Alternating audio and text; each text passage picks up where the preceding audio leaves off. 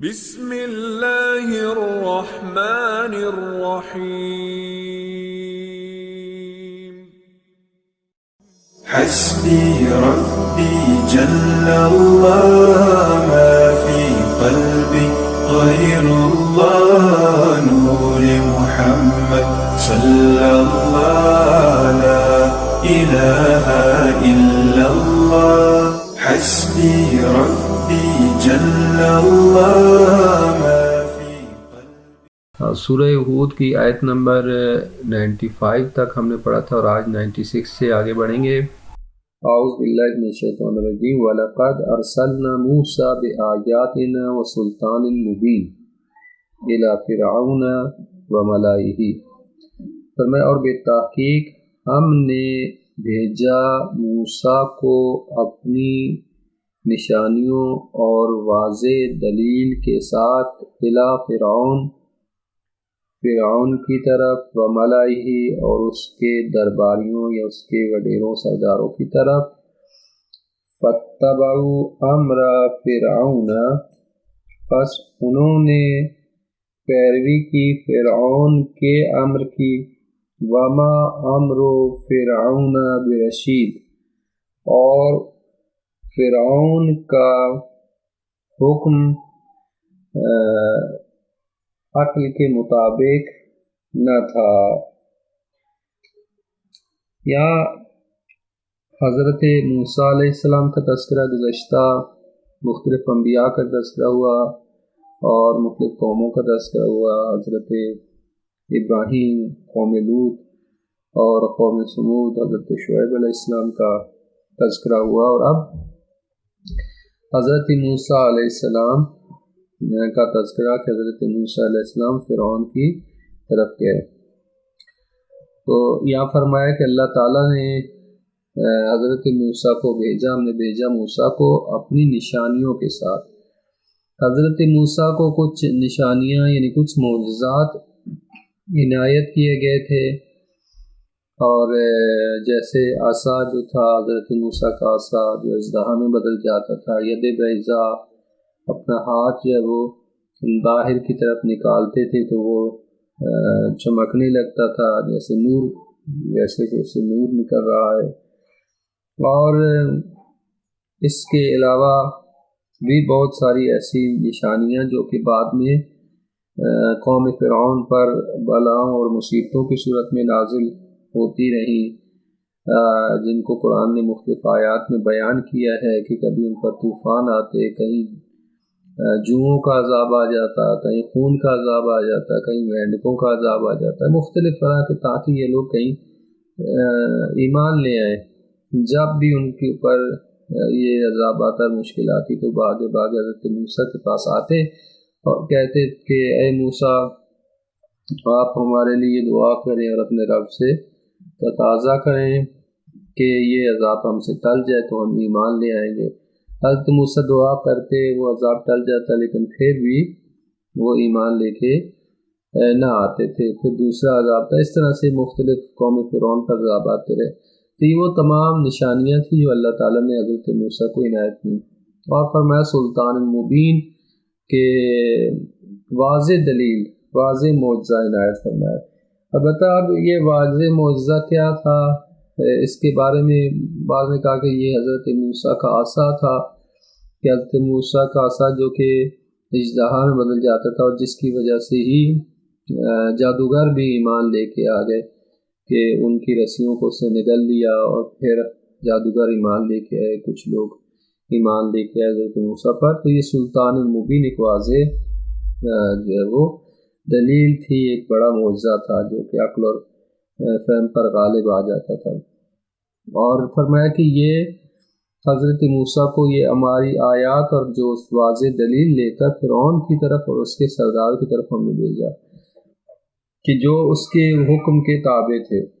لیکن فرمایا کہ یہ جو وڈیرے یا سردار تھے انہوں نے پیروی نہیں کی ہمارے حکم کی، بلکہ فرعون کے حکم کی پیروی کی. اور فرعون کا حکم جو تھا وہ عقل کے مطابق نہ تھا، احمقانہ حکم تھا، اور جس کی وجہ سے یہ اس کے حکم کے تابع ہوئے. اور جس طرح سے فرعون ہلاک ہو گیا اسی طرح اس کے اطرافی اور اس کے سردار اور وڈیرے، چونکہ یہ لوگ جو سردار تھے یا جو درباری تھے حضرت یہ فرعون کی قوم کے یا فرعون کے درباری جو تھے، یہ وہ بڑے بڑے افراد تھے جو اس کی قوم کے اہم افراد تھے، اور بعض دفعہ چونکہ قبائلی سسٹم ہوتا تھا تو قبیلوں کے سردار بھی ہوتے تھے، تو اس وجہ سے ان کی بات اثر کرتی تھی۔ اگر یہ لوگ ایمان لے آتے تو ان کے قبیلے بھی ایمان لے آتے، لیکن یہ لوگ ایمان نہیں لے کے اور فرعون کے امر کے تابع رہے،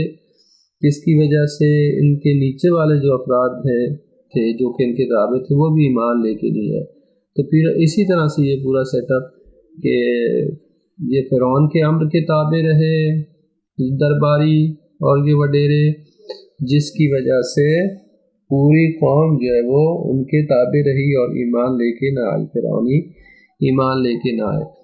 پھر اگلی آیت میں ارشاد فرمایا کہ یقدم قومہ یوم القیامۃ فاوردہم النار وبئس الورد المورود، فرمایا کہ قیامت کے دن وہ اپنی قوم کے آگے آگے ہوگا، یقدم قوم یعنی اپنی قوم کی قیادت کر رہا ہوگا فرعون، اور پھر انہیں جہنم تک لایا جائے گا، فاوردہم النار، پوری قوم کو فرعون آگے آگے ہوگا۔ اب قیامت کا منظر بیان کیا جا رہا ہے کہ اپنی قوم کی وہ قیادت کر رہا ہوگا، مقدم ہوگا اپنی قوم پر، اور ان سب کو جہنم کے کنارے لایا جائے گا، فاوردہم النار، جہنم کے کنارے پر لایا جائے گا، اور اس کے بعد ان کو دکھایا جائے گا کہ یہ تمہاری مقام ہے جہنم میں۔ اور وبئس الورد المورود، اور فرمایا کہ کتنا ہی برا ٹھکانہ اور کتنے ہی برے ہیں جو کہ وارد کیے جا رہے ہیں۔ بئس الورد یعنی برا ٹھکانہ ہے، برا وارد ہونے کی جگہ ہے، والمورود جو وارد ہونے والے ہیں یا جو داخل ہونے والے ہیں، داخل ہونے کی جگہ بھی بہت بری ہے اور داخل ہونے والے بھی بہت ہی برے ہیں۔ اور یہاں یعنی قیامت کے منظر کو بیان کر دیا مختصر طور پر، یہاں وضاحت کر کے بیان کر کے فرعون اور حضرت موسیٰ علیہ السلام کہ یہ لوگ ایمان دے کے نہ آئے اور اللہ کے حکم کے تابع نہ ہوئے، فرعون کے حکم کے تابع ہو گئے اور فرعون کو اپنا قائد اور رہبر مانتے رہے آخر دم تک، لہٰذا قیامت کے دن بھی فرعون ان کے آگے آگے ہوگا اور اپنی قوم کی قیادت کر رہا ہوگا، جیسے کہ بیان کیا گیا ہے آیات میں کہ یوم ندعو کل اناس بامامہم، کہ وہ دن جس دن ہم تمام لوگوں کو ان کے امام کے ساتھ بلائیں گے۔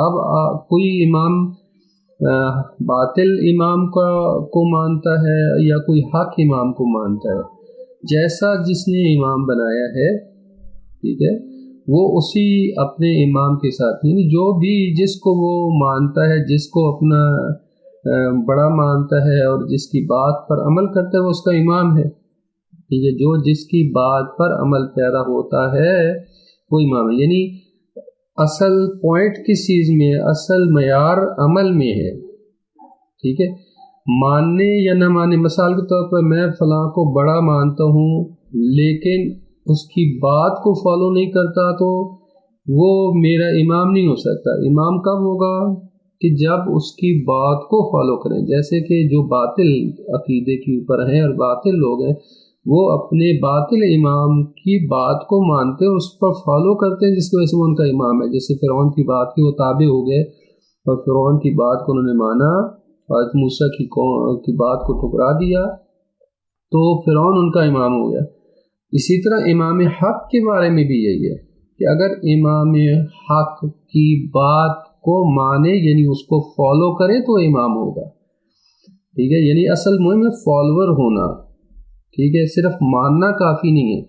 ہماری مشکل یہی ہے ہماری قوم کی کہ ہم نے کہا کہ ہم امام علی کو مانتے ہیں کہ وہ امام ہیں، ٹھیک ہے، مانتے ہیں وہ امام ہے، لیکن کیا ہم ان کی فالوورز بھی ہیں یا نہیں، کیا ان کو فالو بھی کر رہے ہیں یا نہیں کر رہے؟ اگر ہم فالو نہیں کر رہے تو ہم ان کی امامت کے تحت نہیں آئیں گے، ہم ان کے فالورز نہیں کہلائیں گے، ہم ان کے تابع نہیں قرار پائیں گے، ہم ان کی امامت کے ذیل میں نہیں آئیں گے، بلکہ اس کی امامت کے ذیل میں آئیں گے جس کو فالو کر رہے ہیں۔ اب ایکس وائی زیڈ جس کو فالو اپ کر رہے ہیں، ٹھیک ہے۔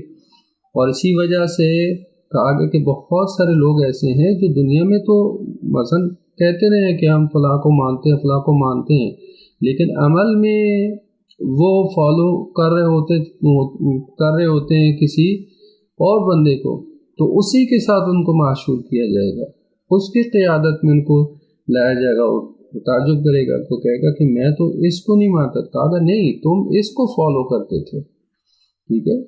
تو لہٰذا ماننا اور چیز ہے، فالو کرنا اور چیز ہے۔ قیامت کے دن فرمایا کہ فرعون جو ہے قیادت کر رہا ہوگا اپنی قوم کی امام کے طور پر، بس لہٰذا امام حق ہے، امام باطل دونوں ہیں۔ جیسے قرآن نے بیان کیا ہے کہ کچھ امام نار ہیں، آتش جہنم کے امام ہیں، ٹھیک ہے۔ کچھ کو اللہ تعالیٰ نے قرار دیا کہ وہ جہنم کی طرف لیڈنگ کرتے ہیں، رہنمائی کا، اور بہت سارے ایسے لوگ ہیں جو ان کی پیروی کرتے ہیں۔ تو یہ جعلناہم ائمۃ یدعون الی النار، فرمایا کہ کچھ کو ہم نے قرار دیا امام جو کہ دعوت دیتے ہیں آگ کی طرف، کچھ امام ہیں جو ہدایت حق کی طرف کرتے ہیں، جعلناہم ائمۃ یدعون الی الحق ہے، لیکن کچھ ایسے ہیں جو جہنم کی طرف رہنمائی کرتے ہیں۔ سورہ قصص کی آیت نمبر 41 میں کہ جہنم، یہ کچھ امام ایسے ہیں، ان میں سے ایک مثلا فرعون تھا۔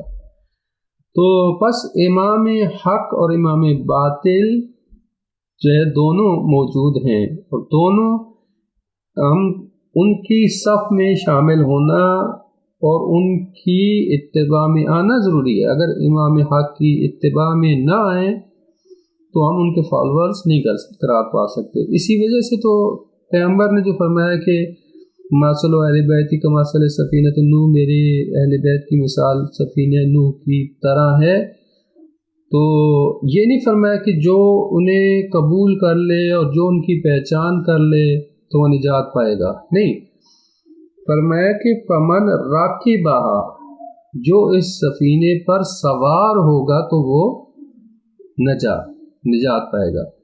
سوار ہونا کیا ہے؟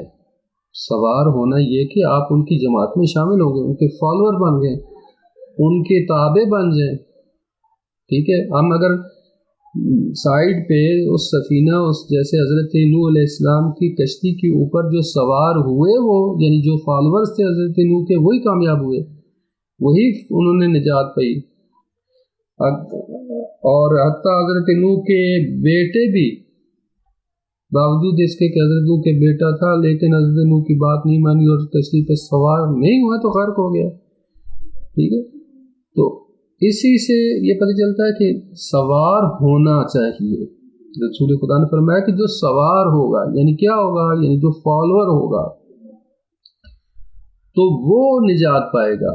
فقط کھڑے ہو کے اگر ہم کہتے رہیں کہ کتنا خوبصورت سفینہ ہے، کتنی خوبصورت کشتی ہے، ماشاءاللہ کتنی بڑی کشتی ہے، ٹھیک ہے، اب وہ جو کھڑے ہو کے باہر کشتی کے باہر کشتی کی تعریف کرتے رہیں اور کشتی پہ سوار نہ ہو تو وہ تو نجات نہیں پا سکتے، نجات، ٹھیک ہے۔ تو اسی طرح سے اگر ہم ایک سائڈ پہ کھڑے ہو کے تعریف کرتے رہیں، فضائل پڑھتے رہیں، نعرے لگاتے رہیں، ماشاءاللہ کتنے اچھے امام ہیں، امام حسین کتنے اچھے امام ہیں، مولا علی اتنے اچھے امام ہیں، ان کی یہ فضائل ہے، ان کی یہ فضائل، ان کی یہ فضائل، فقط سائڈ پہ کھڑے ہو کے، صحیح ہے، بس اس حد تک ہم ان کو مانتے ہوں لیکن ان کی باتوں کو فالو نہ کریں، یا دوسرے الفاظ میں کہا جائے کہ ان کو مانیں لیکن ان کی نہ مانیں، تو پھر ہم ان کے جو ہے وہ جماعت میں شامل نہیں ہو سکتے، امام حق کے ساتھ معشور نہیں ہو سکتے۔ تو یہ یہاں پہ ایک اہم نقطہ موجود ہے کہ فرعون جو اپنی امام کا اپنی قوم کی قیادت کرے گا اور پھر انہیں جہنم کے کنارے لے کے آئیں گے، जहन्नुम ज़ाहिर बात जिस तरह से वो फ़िरौन की पैरवी करते रहे, तो जिस तरह फ़िरौन जहाँ जाएगा वो उसकी कौम भी उसी के साथ साथ जाएगी। तो उन्हें जहन्नुम के किनारे लेके आएंगे, जहन्नुम की घाट में उतारा जाएगा और फिर उनको उनकी जगह दिखा दी जाएगी और उसके बाद फिर उनको उसके अंदर फेंका जाएगा। तो फरमाया कि कितनी बुरी गिरने की जगह है, वारिद दाखिल होने की जगह, और कितने ही बुरे वो हैं जो उनको दाखिल किया जा रहा है, दोनों ये बुरे हैं। और अभी जो कि क़यामत के बर्पा होने से पहले कौम फ़िरौन कहाँ पे है, तो रवायात के मुताबिक है कि बरज़ख में भी उनको अज़ाब बरज़ख भी मौजूद है, बरज़ख का अज़ाब मौजूद है। तो उनको बरज़खी अज़ाब में तो मुब्तला किया गया है और उनको हर रोज़ जहन्नुम के करीब लाया जाता है, जहन्नुम के किनारे लाया जाता है, उनको दिखाया जाता है। और यही उनका देखना कि यहाँ पे हमें डाला जाएगा, यही खुद उनके लिए बहुत बड़ी अज़ाब का बाइस है। क़यामत के दिन जो उनको जहन्नुम के अज़ाब में डाल दिया जाएगा, क्योंकि ज़ाहिर बात है क़यामत के जब वाक़े होगी उसके बाद जो है वो लोगों को जन्नत और जहन्नुम जो कि हमेशा की जगह है वहाँ पे डाला जाएगा। जब तक बरज़ख में है, बरज़ख में बरज़खी अज़ाब है, या बरज़ख में नेक लोगों के लिए बरज़खी नेमतें हैं या जो कि आर्जी हैं। तो क़यामत जब वाक़े होगी तो उसके बाद जन्नत और जहन्नुम जो है हमेशा के लिए है। वउत्बिउ फ़ी हाज़िही लअनतन व यौमल क़ियामति बि'सर रिफ़्तुल मरफ़ूद। फरमाया और इस दुनिया में भी उन लानत उनके ताक़ुब में है और क़यामत के दिन भी। वउत्बिउ फ़ी हाज़िही यानी इस दुनिया में भी उनके लिए लानत उनके पीछे पीछे है, वो यौमुल क़यामह और क़यामत के दिन भी। व बि'सर रिफ़्तुल मरफ़ूद, और फरमाया कि कितना ही बुरा सिला है और जो सिला हासिल करने वाले हैं वो भी कितने बुरे हैं, यानी कि जो किसी के हिस्से में आया है, यानी सिला भी बहुत बुरा है और सिला हासिल करने वाले भी बहुत बुरे हैं। ठीक है, तो यहाँ पे ये बयान फरमाया कि ना फ़कत आखिरत में उनके लिए लानत है, दुनिया में ही लानत है। जो लोग दुनिया में ही अल्लाह की मुखालफत करते हैं और जालिम करार पाते हैं, काफिर हैं, मुशरिक हैं, ये अल्लाह ताला की गज़ब का शिकार हो गया, तो ना फ़कत आखिरत में, दुनिया में उनके लिए लानत है। ठीक है, उनको फ़कत दुनिया के एक कुछ अरसे के लिए, कुछ अय्याम के लिए उनको खुली छुट्टी दी जाती है कि खाओ पी लो, जैसे कि बयान फरमाया कि कुलू व तमत्तउ क़लीलन, खाओ, उनसे कहो तो खाओ पियो थोड़ी मुद्दत तक के लिए, जैसे सूरह मुरसलात में बयान फरमाया इन्नकुम मुजरिमून, यकीनन तुम मुजरिम हो। को उनको एक मुख्तसर मुद्दत के लिए, तमत्तउ क़लीलन, थोड़ी मुद्दत के लिए तुम फ़ायदा उठा लो, दुनिया की मज़े ले लो, तो उसके बाद तो हमेशा हमेशा के लिए तुमने अज़ाब में, लेकिन दुनिया में ही अल्लाह की लानत के मुस्तहिक़ हो जाते हैं। लानत के लिए अल्लाह की रहमत से दूरी, अल्लाह ताला उनको दुत्कार देता है, रहमत से दूर कर देता है। और उसका दुनिया में ये है कि इंसान, अल्लाह ताला तो कुछ मुद्दत के लिए कहता है कि थोड़ी मुद्दत के लिए जी लो, चंद सांसें ले लो, लेकिन उसके बाद आखिरत में दर्दनाक अज़ाब से मुब्तला किए जाएंगे। और आखिरत में फरमाया कि क़यामत के दिन उनके लिए लानत है, दुनिया और आखिरत दोनों में उनके लिए लानत है। और वो बख्शिश या वो सिला जो कि इनको दिया जा रहा है वो कितना बुरा सिला है, और सिला हासिल करने वाले भी कितने बुरे हैं। तो लिहाजा ये बहुत अहम है कि बातिल रहनुमा जो है, किसी बातिल रहनुमा जो उसकी पैरवी में जो आता है तो वो उसी के साथ माशूर होगा। तो फ़िरऔन की कौम, अगरचे फिर मुमकिन है फ़िरऔन जैसे उनके बुरे आमाल ना हो, फ़िरऔन तो कातिल भी था, फ़िरऔन सब कुछ था, हर गलत काम उसका करता था, मुमकिन उसकी कौम, लेकिन चूँकि फ़िरऔन के ताबे थे तो फ़िरऔन के साथ जहाँ पे फ़िरऔन डाला जाएगा जहन्नुम के जिस हिस्से में, उसकी कौम को भी उसके साथ डाला जाएगा। ये बहुत अहम है कि यानी जो किसी के अगर बातिल का इमाम के ताबे होगा تو اس امام کے ساتھ وہ معشور ہوگا، باطل امام۔ لیکن امام حق کے ساتھ اگر تابع ہوگا تو جہاں پہ امام حق ہوگا وہیں پہ اس کے پیروکاروں کو بھی وہاں پہ بھیجا جائے گا۔ پھر اگلی آیت میں یہ ارشاد فرمایا ذالک من انباء القریٰ، یہ بستیوں کے حالات ہیں۔ ذالک من انباء القریٰ، یہ بستیوں کے حالات ہیں۔ نقص علیک، جو ہم آپ کو بتا رہے ہیں، جو آپ کے لیے بیان کر رہے ہیں۔ منہا قائم وحسید، ان میں سے بعض ایسی بستیاں جو ابھی تک قائم ہیں، پابرجا ہیں، اور کچھ ایسی ہیں کہ جو کہ جڑ سے اکھاڑ دی گئی ہیں، کاٹ دی گئی ہیں۔ حسید یعنی کاٹ دی گئی ہیں، جڑ سے اکھاڑ دی گئی ہیں۔ یعنی فرمایا گزشتہ قوموں کے بارے میں، قوم سمود، قوم عاد، قوم لوط، قوم فرعون، یہ جو آپ کو واقعات سنائے گئے ہیں، یہ وہ بستیاں تھیں کہ جن پر اللہ کا عذاب آیا۔ کس وجہ سے؟ اللہ کی مخالفت کی وجہ سے۔ ان میں سے کچھ قائم ہیں، یعنی ابھی تک ان کے آثار باقی ہیں، جیسے کہ آثار جو ہے وہ مصر میں فرعون کی قوم کے آثار ابھی بھی باقی ہیں، ٹھیک ہے، اور بہت سارے ان کے جو وہ آثار مصر میں موجود ہیں، اور آثار قدیمہ میں بہت ساری۔ تو کچھ بستیاں ایسی ہیں جو قائم ہیں، یعنی ان کے ابھی تک آثار باقی ہیں، لوگ ان سے ان کو دیکھ کے عبرت حاصل کر سکتے ہیں۔ کچھ ایسی ہیں جو جڑ سے اکھاڑ دی گئی، جن کی تہس نہس کر دی گئی، زمین میں دھس گئے، اور ان کا نام و نشان بھی مٹ گیا، جیسے کہ قوم لوط ہے کہ ابھی اس کا کوئی نام و نشان نہیں ہے۔ تو بس کچھ بستیاں ایسی ہیں جو قائم ہیں، یعنی ان کے آثار باقی ہیں، اور کچھ کو مٹا دیا گیا اور صفحہ ہستی سے مٹ گئی ہیں۔ دوسری جگہ میں یہ فرمایا کہ تم جو ہے ان بستیوں سے عبور بھی کرتے ہو، جیسے سورہ صافات میں بیان فرمایا وَإِنَّكُمْ لَتَمُرُّونَ عَلَيْهِمْ مُصْبِحِينَ، کہ تم ان بستیوں سے عبور کرتے ہو، گزرتے ہو صبح کے وقت میں، یا وہاں سے گزرتے ہوئے عبور کرتے ہو، دن کو، صبح کو بھی، دن کو بھی اور رات کو بھی۔ اور افلا تعقلون، پس کیا تم عقل سے کام نہیں لیتے؟ چونکہ عربوں کا واسطہ تھا، تاجر تھے اور وہاں سے مختلف جگہوں سے عبور کرتے تھے، تو ان کے راستے میں پڑتی تھی کچھ بستیاں ایسی جو کہ ہلاک ہو گئی تھی ان سے پہلے بستیاں، ان سے پہلے جو بستیاں ہلاک ہو گئے، نابود ہو گئے وہ، اور ان کے آثار باقی تھے۔ تو لہٰذا بتایا جا رہا ہے کہ ان کو دیکھ کر عبرت حاصل کرو کہ یہ لوگ جو یہاں پہ بستے تھے وہ کہاں گئے، جو اللہ کے حکم کی مخالفت کرتے تھے، نافرمانی کرتے تھے، رسولوں کی بات نہیں مانتے تھے، تو ان کا کیا انجام ہوا؟ پھر اگلی آیت میں ارشاد فرمایا وَمَا ظَلَمْنَاهُمْ وَلَكِنْ ظَلَمُوا أَنفُسَهُمْ، اور ہم نے ان پر ظلم نہیں کیا، اور لیکن انہوں نے اپنے نفسوں پر ظلم کیا۔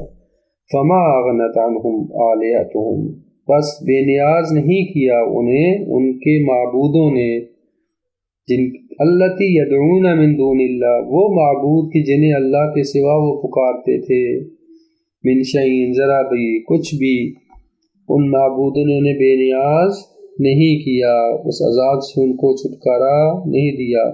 لما جاء امر ربک، جب تیرے پروردگار کا حکم آ گیا، جب تیرے پروردگار کی طرف سے عذاب آ گیا، تو اس وقت ان کے معبودوں نے اسے ان کے لیے کچھ نہیں کیا، انہیں چھٹکارا نہیں دیا۔ وما زادوہم غیر تتبیب، اور انہوں نے ان کے لیے سوائے تباہی کے کوئی چیز اضافہ نہیں کی، کیونکہ یہ معبود جو ہے وہ ان کے کسی کام نہ ہے، بلکہ مزید ان کی تباہی کا اور ان کے خسارے کا ہی باعث بنے۔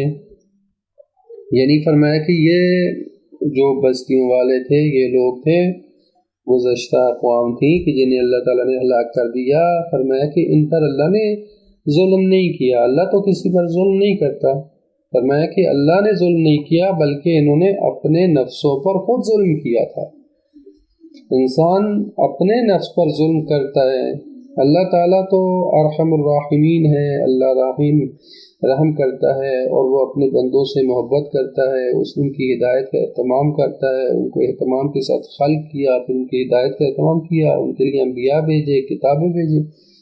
اللہ تو چاہتا ہے کہ انسان اپنے آپ کو بچائے، لیکن انسان خود ہی اپنے آپ کو جو ہے وہ عذاب میں مبتلا کرتا ہے، اپنے نفس پر خود ظلم کرتا ہے، اور یہ اس کا قہری اور آٹومیٹیکلی نتیجہ ہے. یعنی انسان جو عمل کرتا ہے اللہ تعالیٰ کے چونکہ حکم کے مطابق نہیں چلا. اللہ تعالیٰ کا حکم انسان کی مصلحت میں ہی ہے، انسان کے فائدے کے لیے ہی ہے، اس میں خدا کا کوئی فائدہ تو نہیں ہے. ٹھیک ہے، اللہ تعالیٰ نے کہا کہ یہ کام کرو، یہ نہ کرو، یہ کرو، یہ نہ کرو. یہ سارا پروسیس اس لیے کہ خود انسان کے اپنے فائدے میں ہے. ٹھیک ہے، جس کو انسان ممکن ہے نہ سمجھتا ہو. ٹھیک ہے، آپ جیسے دنیا میں آپ مختلف چیزیں ہیں، مثلا آپ بچے کو کہتے ہیں کہ یہ کام کرو، یہ نہ کرو، یہ نہ کرو. بچے کو ممکن ہے نہ سمجھ آ رہی ہو کہ یہ چیز جو مجھے والدین کہہ رہے ہیں کہ نہ کرو یہ میرے نقصان میں ہے، اور یہ کام جو کرو یہ میرے فائدے میں ہے، نہیں پتہ ہوتا اس کو. لیکن اگر ماں باپ کی بات کو مانتا ہے تو وہ محفوظ رہتا ہے، خطرات سے، مشکلات سے محفوظ رہتا ہے. لیکن اگر کہیں پہ بات نہیں مانتا کہ والدین نے کہا کہ یہ نہ کرو، وہ کہتا ہے کہ چلو آج کر کے دیکھ لو، وہ فوراً اس کو کوئی نہ کوئی نقصان ہو جاتا ہے، چوٹ لگ جاتی ہے، مشکل پیش آ جاتی ہے، تو پھر اس کو پتہ چلتا ہے ہاں اس لیے کہا تھا کہ یہ نہیں کرنا. صحیح ہے. لیکن اسی طرح انسان اس بچے کی طرح ہی ہے کہ انسان کو اپنی اچھائی برائی کا نہیں پتہ ہوتا خود، لیکن اللہ نے کہا تم میری بات کو فالو کرو، کیونکہ قرآن کریم نے بیان فرمایا کہ بعض دفعہ تم کسی ایسی چیز کو طلب کر رہے ہوتے ہو اور چاہتے ہو کہ وہ تمہارے لیے شر ہے، وہ شر لکم. عسا لکھ فرمایا عسا ان تکرہوا شیئا وہو خیر لکم وعسا ان تحبوا شیئا وہو شر لکم. ممکن ہے کہ تم کسی چیز کو ناپسند کرتے ہو اور وہ تمہارے لیے بہتر ہو، اور ممکن ہے تم کسی چیز کو ناپسند کرو اور پسند کرتے ہو تمہارے لیے بری ہو، اور ممکن ہے تم کسی چیز کو ناپسند کرو اور تمہارے لیے اچھی ہو. ٹھیک ہے، اللہ کو تمہاری مصلحت کا پتہ ہے. ٹھیک ہے، ہم اس بچے کی طرح ہیں کہ جس کو اپنی اچھائی برائی کا نہیں پتہ ہوتا، کیونکہ خدا تعالیٰ ہمارا خالق ہے اور اس کو پتہ ہے بندوں کی مصلحت کس چیز کے اندر ہے. تو لہٰذا اللہ نے جو اوامر عطا کیے ہیں، جو ہمیں حکم دیا ہے، وہ ہماری مصلحت میں ہے. تو جب ہم اللہ کے حکم کی مخالفت کرتے ہیں تو ہم اپنے نفس پر ظلم کرتے ہیں، کیونکہ وہ کام ہمارے لیے، ہمارے نفس کے لیے برا تھا، اور اس کا آٹومیٹکلی اب دنیا میں تو ممکن ہے ہمیں اس کا فوراً ریئیکشن نظر نہ آئے، جو برا کام ہم نے کیا اس کا ریئیکشن ہو رہا ہے، کیونکہ اس کا اثر ہمارے نفس پر اور ہماری روح پر ہوا ہے. اس کا ریئیکشن کہاں پہ نظر آئے گا؟ آخرت میں. ٹھیک ہے، تو لہٰذا جو کچھ بھی انسان کرتا ہے اس کا عمل آخرت میں سامنے آ جاتا ہے، وہ اپنے عمل ہی ہوتا ہے.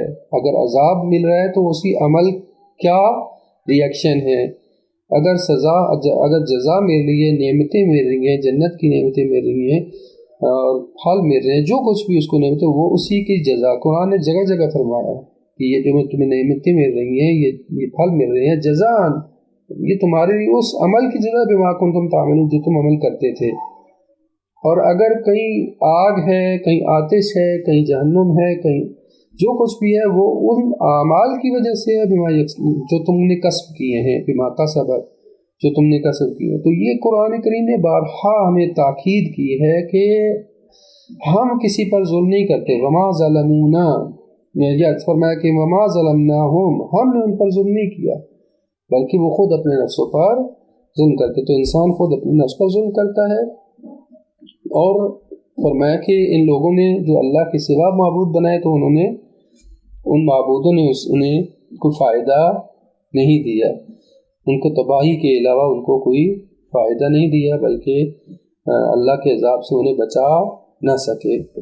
پھر اگلی آیت میں ارشاد فرمایا وَكَذَلِكَ أَخْذُ رَبِّكَ إِذَا أَخَذَ الْقُرَى وَهِيَ ظَالِمَةٌ ان اخذہ علیم شدید، فرمایا اسی طرح اللہ تعالیٰ کی پکڑ ہے، اخذ ربک تیرے پروردگار کا پکڑنا اسی طرح، تیرا پروردگار جب پکڑتا ہے تو اس طرح پکڑتا ہے، اذا اخذ القرى وهي ظالمۃ، جب وہ کسی بستی جیسے ظالم بستی کو اپنی گرفت میں لیتا ہے، جب وہ کسی بستی کو پکڑتا ہے جب کہ وہ ظالم ہی یعنی کسی ظالم بستی کو پکڑتا ہے، اس کو اپنی گرفت میں لیتا ہے، تو ان اخذہ علیم شدید، تو بے شک اس کا اخذ کرنا، اس کی گرفت، اس کی پکڑ انتہائی شدید ہوتی ہے، دردناک ہوتی ہے اور شدید ہوتی ہے، ٹھیک ہے۔ قرآن کریم میں دوسری جگہ بھی ارشاد فرمایا کہ ان ربک لبالمرصاد، تیرا پروردگار ہاتھ لگا بیٹھا ہے، جب چاہے جس کو چاہے جہاں چاہے اس کی پکڑ کر لے، تو یہاں پہ فرمایا کہ تیرے رب کی پکڑ بڑی سخت ہے۔ جیسے ظالموں کے بارے میں فرمایا کہ ظالم یہ گمان نہ کریں کہ ہم انہیں جو مہلت دیتے ہیں، ٹھیک ہے، انما نملی لہم خیر لانفسہم، کہ یہ گمان نہ کریں کہ ہم جو انہیں مہلت دیتے ہیں وہ ان کے لیے بہتر ہے، نہ، ہم ان کو مہلت اس لیے دیتے ہیں انما نملی لہم لیزدادوا اثما، تاکہ ان کے گناہوں میں اضافہ فرمائے، پھر جب اللہ تعالیٰ جہاں چاہے گا جب چاہتا ہے ان کو پکڑ لیتا ہے، اور شدید ترین خدا کی پکڑ بہت سخت ہوتی ہے۔ جیسے معروف ہے نا جملہ کہ اللہ کی لاٹھی بے آواز ہوتی ہے، اللہ تعالیٰ جب پکڑتا ہے تو پھر ایسی گرفت کرتا ہے کہ اس کے بعد انسان کی کوئی بچت نہیں رہتی، اس لیے فرمایا کہ اللہ کی پکڑ سے بچو، یعنی خوف الہی یہی ہے، اللہ کے خوف جو رکھنا ہے دل میں کہ کہیں اللہ تعالیٰ کی پکڑ نہ ہو جائے، ٹھیک ہے۔ تو وہ ظالم جو ظلم کرتے ہیں اور خوف ان کو نہیں ہوتا، تو اللہ تعالیٰ کی طرف سے جو ہے وہ ایک دن ان کو پکڑ ہوگی اور شدید پکڑ ہوگی۔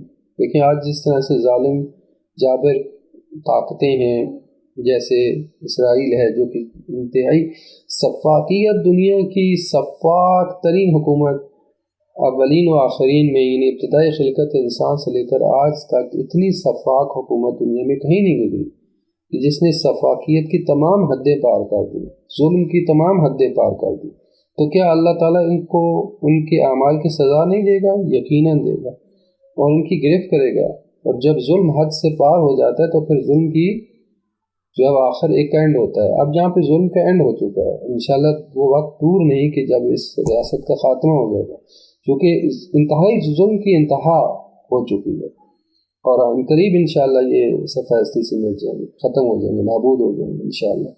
تو اللہ تعالیٰ کی گرفت بڑی سخت ہے، جب اللہ پکڑتا ہے تو فرمایا کہ وہ بستیاں جن کو اللہ بکا وسالت میں کو ظلم کرنے والی تھی، ظالم تھی، اپنے نفس پر دوسروں پر ظلم کرنے والے تھے، تو اللہ تعالیٰ نے جب ان کو پکڑا تو وہ انتہائی شدید پکڑ تھی، دردناک اور شدید پکڑ تھی۔ پھر اگلی آیت میں ارشاد فرمایا کہ اِنَّ فِي ذَلِكَ لَآیَةً لِمَنْ خَافَ عَذَابَ الْآخِرَةِ ذَلِكَ يَوْمٌ مَجْمُوعٌ لَهُ النَّاسُ وَذَلِكَ يَوْمٌ مَشْهُودٌ، میں بے شک اس میں نشانی ہے، کس کے لیے؟ لمن خاف عذاب الآخرہ، جو آخرت کے عذاب سے خوف رکھتا ہے، جو آخرت کے عذاب سے ڈرتا ہے، تو اس میں ان کے لیے نشانی ہے۔ ذالک یوم مجموع، یہ وہ دن ہے کہ جس میں سب کو جمع کیا جائے گا، یعنی آخرت کا دن، قیامت کا دن، جس میں اولین و آخرین سب کو جمع کیا جائے گا۔ لہ الناس، اور جس میں تمام، ذالک یوم مجموع لہ الناس، جس دن تمام کے تمام لوگوں کو اس دن میں جمع کیا جائے گا۔ وذالک یوم مشہود، اور یہ وہ دن ہے کہ جس میں سب کے سب حاضر کیے جائیں گے، سب اللہ کے حضور میں پیش ہو جائیں گے۔ اور اگلی آیت میں فرمایا کہ وما نؤخرہ الا لاجل معدود، اور ہم اس دن کو کے لانے میں فقط ایک مقررہ وقت کی وجہ سے تاخیر کرتے ہیں، یعنی ہم اس کو تاخیر، اس دن کو کیوں تاخیر میں ڈالا گیا ہے؟ اس لیے وما نؤخرہ، ہم اس کو تاخیر میں نہیں ڈالتے مگر لاجل معدود، ایک معین مدت کی وجہ سے، یعنی اللہ تعالیٰ نے ایک وقت مقرر کیا ہوا ہے کہ یہ وقت مقرر ہے، یہ وقت اتنا وقت گزرے گا تو اس کے بعد قیامت آئے گی. اب وہ کتنا وقت ہے وہ خدا کو علم ہے. یعنی قیامت کے واقع ہونے کے بارے میں جو علم ہے وہ غیر از خدا کسی کے پاس نہیں ہے. کچھ علم ایسے ہیں جو اللہ نے اپنی ذات کے لیے مخصوص کیے ہیں. حتیٰ انبیاء اور ائمہ کو بھی قیامت کے واقع ہونے کے بارے میں علم نہیں ہے. یعنی ائمہ سے پوچھتے تھے، انبیاء سے پوچھتے تھے، واقع نہیں. یہ وہ علم ہے جو اللہ تعالیٰ کی ذات کے ساتھ مخصوص ہے اور خدا کو ہی معلوم ہے. تو وہ لِأَجَلٍ مَعْدُودٍ، وہ ایک مقررہ مدت ہے کہ جب قیامت برپا ہوگی، اس دن کے لیے، اس مقررہ مدت تک کے لیے اللہ تعالیٰ نے اس کو تاخیر میں رکھا ہوا، تاخیر میں ڈالا ہے کہ جس دن قیامت برپا ہونی ہے اور اولین و آخرین کو اس دن میں تمام لوگوں کو اس میں جمع کیا جائے گا. قیامت کے بارے میں قرآن کریم میں بہت ساری صورتیں بھی ہیں، بہت ساری آیات بھی ہیں اور انتہائی سخت دن ہے. یعنی قرآن نے پورا زور لگایا ہے قیامت کے اوپر کہ قیامت کو لوگوں کو یقین حاصل ہو جائے کہ قیامت کیا ہے اور قیامت ہونے والی ہے. اور اگر انسان کے دل میں خوف پیدا ہو جائے قیامت کا اور معاد کا تو اس کے اعمال سدھر جائیں گے. دنیا میں اس کی کردار اور اس کے اعمال مختلف ہوں گے اگر وہ قیامت کے اوپر ایمان لے آئے، معاد کے اوپر ایمان لے آئے. لہٰذا ہماری بنیادی ترین اعتقادات کے قائد میں سے قیامت اور معاد ہے کہ جس دن جو ہے وہ تمام لوگ محشور کیے جائیں گے اور اپنے اعمال کا حساب پائیں گے. وہاں پہ جزا اور سزا دی جائے گی. جسے فرمایا یوم تبلی السرائر، جس دن تمام کے تمام راز فاش ہو جائیں گے. انسان دنیا میں جتنے پردے ڈالتا رہے اپنے اعمال کے اوپر، لیکن آخرت میں اس کے اعمال فاش ہو جائیں گے. تو لہٰذا اس دن کے لیے فرمایا گیا کہ اس دن کے لیے جو ہے وہ ڈرو. وہ لوگ کہ جو اس دن کا خوف رکھتے ہیں، یہ تمام گزشتہ قوموں کی بارے میں جو داستانیں ہیں، گزشتہ قوموں کی سرگزشت ہے، ان کے لیے اس میں بڑی عبرت موجود ہے. وہ عبرت حاصل کرتے ہیں اور عبرت کا مطلب یہی ہے کہ انسان جو ہے وہ اپنے لیے اس جو موجود ہے، جو واقع رونما ہوا ہے، جو حالات پیش آئے ہیں، اس سے عبور کرتے ہوئے حقیقت تک پہنچے. یعنی حقیقت کو درک کرے اور اپنی اصلاح کر لے. کہ لوگوں کو جو عذاب ملا ہے کس وجہ سے عذاب آیا ہے، اللہ کے حکم کی مخالفت کی وجہ سے عذاب آیا ہے. تو اگر ہم بھی چاہتے ہیں کہ اللہ کی معصیت، اگر اللہ تعالیٰ کے عذاب سے بچنا چاہتے ہیں تو ہمیں اللہ کی معصیت سے بچنا پڑے گا. اگلی آیت میں ارشاد فرمایا یوم یاتی لا تکلم نفس الا باذنہ، جب وہ دن آئے گا، اس دن کسی فرد کو، کسی نفس کو کلام کرنے کی اجازت نہیں ہوگی الا باذنہ، مگر اللہ کی اجازت ہے. کسی کو کلام کرنے کا حق نہیں ہوگا، بات کرنے کا حق نہیں ہوگا مگر اللہ کی اجازت. فمنہم شقی، پس یہ تمام لوگ جب جمع کیے جائیں گے تو ان میں سے کچھ ایسے ہوں گے جو شقی ہوں گے، بدبخت ہوں گے، سعید، اور کچھ ایسے لوگ ہوں گے جو کہ سعید ہوں گے، خوش بخت ہوں گے، نیک بخت ہوں گے. اور اگلی آیت میں فرمایا فَأَمَّا الَّذِينَ شَقُوا، پس وہ لوگ جو شقی ہوں گے، بدبخت ہوں گے، فَفِي النَّارِ، تو پس وہ دوزخ میں جائیں گے، جہنم میں جائیں گے. لَهُمْ فِيهَا زَفِيرٌ وَشَهِيقٌ، ان کے لیے اس جہنم میں چلانا ہے اور دھاڑنا ہے. وہ بس مسلسل اس میں چیخیں ماریں گے، دھاڑتے ہیں. کیوں؟ کیونکہ اتنا عذاب شدید ہے، اتنا دردناک عذاب ہے کہ وہاں اس جہنم میں چیخ و پکار اور دھاڑنے کی ہی آوازیں ہوں گی. اور پھر فرمایا خالدین فیہا، اس جہنم میں وہ ہمیشہ رہیں گے، ہمیشہ رہنے والے ہیں.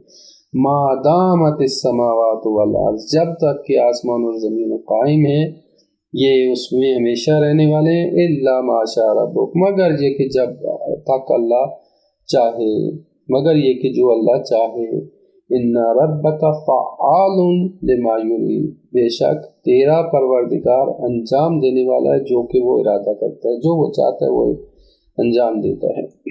تو ان آیات میں قیامت کے برپا ہونے اور جہنم کے حوالے سے بیان کیا گیا کہ قیامت کا دن وہ دن ہوگا کہ جب اللہ تعالیٰ کی قدرت اور اللہ تعالیٰ کی مالکیت جو ہے وہ منصب ظہور پہ ہوگی. ہم جو سورہ ہم نے پڑھتے ہیں نا مالک یوم الدین، وہ یوم الدین کا مالک ہے، قیامت کے دن کا مالک ہے. تو اللہ تعالیٰ تو دنیا کا بھی مالک ہے، لیکن قیامت کا مالک اس لیے کہا گیا کہ چونکہ قیامت کے دن کسی کو اختیار حاصل نہیں ہوگا. دنیا میں انسان کو اللہ تعالیٰ نے کچھ نہ کچھ اختیار دیا ہے، اور پھر انسان اس معمولی اختیار کی بنیاد پہ سمجھنے لگتا ہے کہ میرے پاس بہت کچھ ہے، میں جو چاہوں کروں، ٹھیک ہے، اور جس کی وجہ سے وہ تکبر کرتا ہے اور استکبار کرتا ہے، طاغوت بن جاتے ہیں، اور ٹھیک ہے دوسروں پہ ظلم کرتا ہے. لیکن آخرت میں قیامت میں کسی کو ذرا برابر بھی اختیار نہیں ہوگا. اس وقت پھر سب سر جھکائے کھڑے ہوں گے، ٹھیک ہے. تو لہٰذا وہاں پہ حتیٰ کسی کو بات کرنے کی بھی اجازت نہیں ہوگی مگر یہ کہ جو جب اللہ تعالیٰ کسی کو اجازت دے گا، ٹھیک ہے. تو وہاں پہ حکم الہی ہے، وہاں پہ کاملاً قدرت الہی ہے، وہاں اللہ تعالیٰ کی قدرت کا ظہور ہوگا، مالکیت کا ظہور ہوگا. اسی وجہ سے مالک یوم الدین کہا گیا ہے کہ اللہ قیامت کے دن کا مالک ہے. اور اس دن فرمایا کہ یہ وہ دن ہوگا کہ جس میں فیصلہ کیا جائے گا، ٹھیک ہے. اس میں کون شقی ہے، کون سعید ہے، کون خوش قسمت ہے، ان کا فیصلہ کیا جائے گا. یہ شقی بدبخت ہونا یا خوش قسمت ہونا ظاہری بات ہے اس کے اعمال کے اعتبار سے، دنیا میں اس نے جو کچھ عمل انجام دیے ہیں اسی اعتبار سے ہوگا. اور پھر فرمایا کہ جو شقی ہیں، ظاہری بات ہے، فرمایا کہ جو شقی ہیں وہ بدبخت ہیں، ان کو جہنم میں ڈال دیا جائے گا. اور جس جہنم کی کیفیت یہ ہے کہ بس اس میں چیخ و پکار ہوگی، چیخ و پکار. ظاہری بات ہے اب اس کی کیفیت نہیں بیان کی کہ اس جہنم میں کیا ہوگا، لیکن لفظ سے واضح ہے کہ وہاں پہ چیخ و پکار ہوگی، یعنی کہ وہاں پہ اتنی شدت ہوگی، اتنی حرارت ہوگی، اور اتنی وہاں پہ عذاب سخت ہوگا کہ دھاڑوں اور چیخوں کے علاوہ وہاں کچھ سنائی نہیں دے گا، دھاڑیں اور چیخیں ہی ہوں گی. اور پھر جو سعید ہیں، جو خوش قسمت ہیں، وہ اللہ تعالیٰ کی نعمتوں سے مالا مال ہوں گے، اور جو وہ ان کے لیے جنت کی نعمتیں ہیں. اور فرمایا کہ یہ لوگ جو ہے جہنم میں جائیں گے، یہ جہنم میں جائیں گے تو وہ خالدین فی ہمیشہ رہیں گے. اور البتہ اس میں بعض لوگوں نے یہ بھی کہا ہے کہ جب فرمایا کہ جب تک کہ آسمان اور زمین قائم ہے. البتہ اس سے واضح ہے کہ یہاں پہ دنیاوی زمین و آسمان کی بات نہیں ہے، چونکہ جب قیامت برپا ہوگی تو دنیاوی زمین و آسمان تو نابود ہو چکے ہوں گے. تو یہاں پہ وہی آخرت یا جہنم کی زمین و آسمان مراد ہے. اور پھر فرمایا کہ مگر یہ کہ جو اللہ چاہے، ٹھیک ہے. یعنی اس کے بارے میں بعض نے کہا کہ یعنی کچھ ممکن ہے کچھ افراد ایسے ہوں کہ جن کی کچھ عرصے کے بعد بخشش ہو جائے اور ان کو جہنم سے نکال دیا جائے، ٹھیک ہے. ممکن ہے جن کا جرم کم ہو، ٹھیک ہے، یعنی سوائے ان لوگوں کے جن کے بارے میں آپ کی رب کی مشیت یہ ہو کہ وہ جہنم میں ہمیشہ نہ رہیں اور ان کو نکال دیا جائے.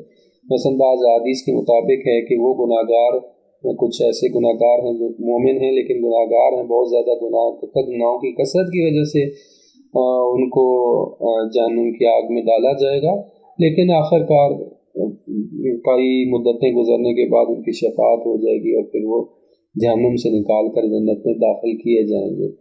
البتہ بعض عرفاء نے اس سے یہ بھی نتیجہ لیا ہے کہ بڑی طولانی مدتوں، ممکن ہے خربوں صدیاں گزرنے کے بعد ممکن ایک وقت ایسا بھی آئے کہ اللہ تعالیٰ جو ہے وہ جہنم کو بالکل ختم کر دے، اور اس کے بعد جو ہے وہ جو جہنمی ہے وہ اپنی جب سزا بھگت جائیں تو وہ جہنم کو ختم کر دے. البتہ یہ ایک مختلف انہوں نے تعبیروں کی بنیاد پہ، جیسے کہ اللہ تعالیٰ نے فرمایا کہ واسعت رحمتی کل شیء، میری رحمت ہر چیز پر احاطہ کیے ہوئے ہے، تو اس بنیاد پر یا اس طرح کی دیگر تعبیرات سے انہوں نے یہ نتیجہ نکالا کہ چونکہ اللہ کی رحمت زیادہ وسعت رکھتی ہے تو ایک وقت ممکن ہے ایسا آئے، البتہ وہ بھی کئی خربوں سال ممکن ہے گزرنے کے بعد. لیکن یہ بعض عرفاء نے یہ تعبیر اور اس طرح کی آیات سے انہوں نے یہ استدلال کرنے کی کوشش کی ہے، لیکن یہ کسی کے علم میں نہیں ہے، نہ کسی روایت میں بیان ہوا ہے. روایات تو یہی کہتی ہیں کہ یہ لوگ ہمیشہ جہنم میں رہیں گے. ہاں البتہ جہنم سے چھٹکارا حاصل ہوگا کچھ افراد کو کہ جو جن کی سزا مکمل ہو جائے گی اور ان کو پھر شفاعت ملے گی کافی عرصہ جہنم میں جو گزارنے کے بعد. لیکن کچھ ایسے ہیں جو کفار ہیں، جو مشرکین ہیں، یہ کچھ ایسے ظالم ہیں کہ جن کو کبھی بھی جہنم سے چھٹکارا نہیں ملے گا اور ہمیشہ ہمیشہ ہمیشہ جہنم میں رہیں گے. پھر آگے یہ ارشاد فرمایا کہ وَأَمَّا الَّذِينَ سُعِدُوا فَفِي الْجَنَّةِ. اب جو سعید ہیں، جو خوشبخت ہیں، ان کے بارے میں فرمایا کہ جو سعادت مند ہوں گے، خوشبخت ہوں گے، وہ جنت میں ہوں گے اور اس میں ہمیشہ رہنے والے ہیں. ان کے بارے میں بھی وہی تعبیر استعمال کی ہے، ما دامت السماوات والارض، جب تک کہ آسمان و زمین باقی ہیں. الا ما شاء ربک، مگر یہ کہ جو اللہ چاہے. جس طرح سے جہنم والوں کے لیے تعبیر استعمال کی ہے عطاء غیر مجزوز، یہ ایسی عطا ہے کہ جو قطع ہونے والی نہیں ہے. یعنی جنت والوں کے لیے جو اللہ تعالیٰ کی طرف سے عطا ہوگی اور نعمتیں ہوں گی جو کہ ختم ہونے والی نہیں ہیں، کبھی جو ہے وہ منقطع ہونے والی نہیں ہے. خوش وقت لوگ ہیں جو سعید ہیں. تو لہٰذا یہ جنت والوں کے لیے ظاہری بات ہے، جنت والے اپنے اعمال کی وجہ سے جنت میں جائیں گے کہ جو انہوں نے دنیا میں اعمال کیے اور اسی وجہ سے وہ خوش بخت قرار پائے ہیں. اگلی آیت میں فرمایا فَلَا تَكُ فِي مِرْيَةٍ مِّمَّا يَعْبُدُ هَؤُلَاءِ. فرمایا اے نبی، جس چیز کی یہ لوگ پوجا کر رہے ہیں، یہ مِّمَّا يَعْبُدُ هَؤُلَاءِ، جس کی یہ عبادت کرتے ہیں، یہ پرستش کرتے ہیں، آپ اس سے آپ کو شبہ نہ ہو، یہ آپ کو شبہ میں نہ ڈالے. فَلَا تَكُ فِي مِرْيَةٍ، یہ آپ کو شبہ میں نہ ڈالے، آپ شبہ میں نہ ہو اس چیز کے بارے میں کہ جس کی یہ پرستش کرتے ہیں، پوجا کرتے ہیں. مَا يَعْبُدُونَ إِلَّا كَمَا يَعْبُدُ آبَاؤُهُمْ، وہ پرستش نہیں کرتے، پوجا نہیں کر رہے مگر اس طرح سے کہ جس طرح ان کے آبا و اجداد، ان کے باپ دادا پوجا کرتے تھے. من قبل، ان سے پہلے. اِنَّا لَمُوَفُّوهُمْ نَصِيبَهُمْ غَيْرَ مَنْقُوصٍ، بے شک ہم انہیں ان کا حصہ دیں گے بغیر کسی کمی کے یا نقصان کے. یعنی ہم ان کا جو ان کے اعمال کی سزا ہے ان کو پورا اس کا بدلہ دیں گے. نصیب ہوں گے، ان کا جو حصہ ہے، عذاب کا حصہ، ان کو ہم دیں گے غیر منقوص، بغیر کسی کمی اور نقصان کے. یہاں پہ یہ فرمایا کہ کچھ لوگ، یہ گزشتہ لوگوں کی باتیں کرنے کے بعد کہ ان کی عبرت کی داستانیں بیان کرنے کے بعد یہاں پہ فرمایا کہ یہ لوگ جو کفار ہیں، جو مشرکین ہیں، جو آپ کی بات کو نہیں مان رہے ہیں رسول، آپ اس میں نہ پڑھیں کہ شاید ان کے لیے وہ عذاب نہیں، ان کے لیے بھی وہی عذاب ہے. ٹھیک ہے، یہ جو لوگ پرستش کر رہے ہیں ان کی بھی اللہ تعالیٰ گرفت، اگر گزشتہ قوموں کی گرفت ہوئی ہے اور ان کو اللہ تعالیٰ نے پکڑا ہے تو ان کو پکڑے گا، لیکن ایک مدت تک ان کے لیے مہلت دی گئی ہے. اور جس طرح سے ان کے گزشتہ آبا و اجداد جس طرح سے پرستش کرتے تھے اور وہ اپنے انجام کو پہنچے اور ان کو عذاب میں مبتلا کیا گیا ہے، اسی طرح سے یہ لوگ بھی اپنے آبا و اجداد کی ڈگر پہ چل رہے ہیں اور ان کو ان کے حصے کی سزا ملے گی. یعنی ان کے آبا و اجداد کو ان کے اپنے کیے کی سزا مل رہی ہے اور ان کو اپنے کیے کی سزا ملے گی. ان کا اپنا حصہ اپنی جگہ پہ محفوظ ہے، کوئی دوسرے کے حصے کا عذاب نہیں جھیلے گا. ہر شخص اپنے اعمال کی سزا پائے گا. جیسے فرمایا گیا کہ لا وزن، کوئی جو ہے دوسرے کی بوجھ کو نہیں اٹھائے گا. لا وازر وزر اخرى، لا تزر وازر وزر اخرى، کوئی بھی دوسرے کے بوجھ نہیں اٹھائے گا. ہر ایک اپنے اعمال کا بوجھ خود اٹھائے گا اور اس کو اس کے عذاب کی اعمال کی سزا ملے گی. تو لہٰذا فرمایا کہ ان کو ان کے حصے کی سزا ملے گی بغیر کسی کمی کاستی کے، اور ان کے لیے آخرت کا عذاب ہے. جس طرح کے ان کے باوجود جس طرح کے پرستش کرتے رہے ان کے لیے عذاب آخرت ہے، اسی طرح ان کے لیے بھی آخرت کا عذاب ہے. یہاں تک کافی ہیں.